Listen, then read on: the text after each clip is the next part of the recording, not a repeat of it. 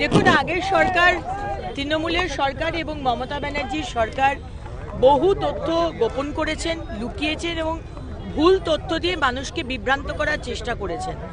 তিনি বোধহয় ভেবেছিলেন যে কোনোদিন টিএমসিকে সরানো যাবে না, কিন্তু কেউ তো আর ইন্ডিসপেন্সেবল নয়।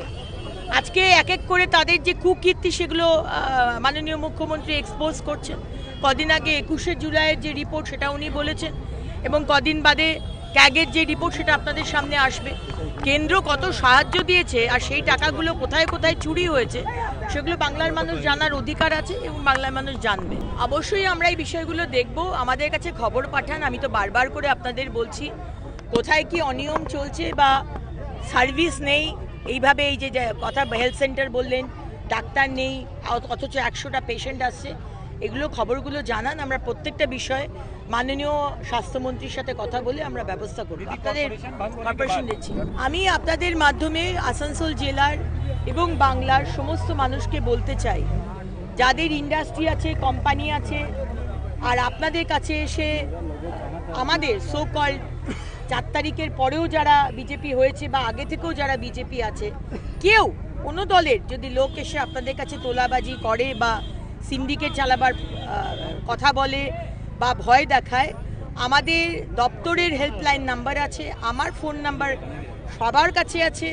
আমার আসানসোল দক্ষিণের অফিসে গিয়ে খবর দিতে পারেন, আমাদের যে বিধায়করা আছেন তাদের কাছে খবর দিন, কিন্তু খবরটা আমাদের কাছে দিন। আমাদের কাছে খবর এলে আমরা অ্যাকশন নেব, কিন্তু খবরই না এলে আমরা তো অ্যাকশন নিতে পারছি না।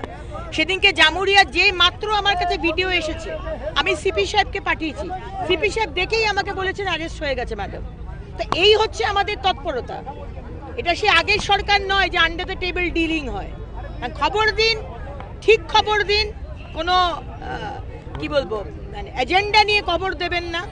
এখন টেন্ডার যেগুলো হয়েছে বা যেগুলো হয়নি, কম্প্রিহেন্সিভ যেটা বললাম, অনেকগুলো জায়গার দেখতে হবে।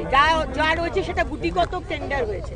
আমাকে পুরো আসানসোল জেলার একসাথে মিলে দেখতে হবে, যেটা এমসির আন্ডারে। রেলেরও 2টো জমি আছে যেটা আমরা রেলের কাছে বলেছি আমরা সেই জায়গাটা চাই।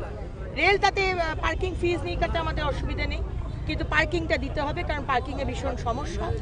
এবং আমরা আপনাদের মাধ্যমে কর্পোরেটদেরও বলতে চাই, আপনাদের সিএসআর যে ফান্ড আছে সেখানে যদি আপনাদের সিএসআর ফান্ডের টাকা আমাদের দিতে চান, তাহলে আমরা পার্কোম্যাট করতে চাইবো। পার্কোম্যাট, একটা গাড়ির ওপর একটা গাড়ি যেটা হয়, কম জায়গা লাগে, সেরকম যদি আপনারা কেউ ইন্টারেস্টেড হন, আমাদের দপ্তর বা এমসির সাথে যোগাযোগ করবেন। মানুষের যখন লাগবে, যে কোনো মানুষের যখন লাগবে, তখন আমরা চাবি দিয়ে দেবো। যে টাকা লাগবে আপনারা সেই টাকাটা জমা দেবেন কর্পোরেশনে, মানুষের কোনো অসুবিধা হবে না। কিন্তু এর আগে টিএমসির কাউন্সিলররা নিজের মতো করে ভাড়া দিয়েছে, নিজের মতো করে ভাড়ার পয়সা নিজের পকেটে ঢুকিয়েছে, সেটা আমরা করতে দেবো। Subscribe to One India and never miss an update. Download the One India app now.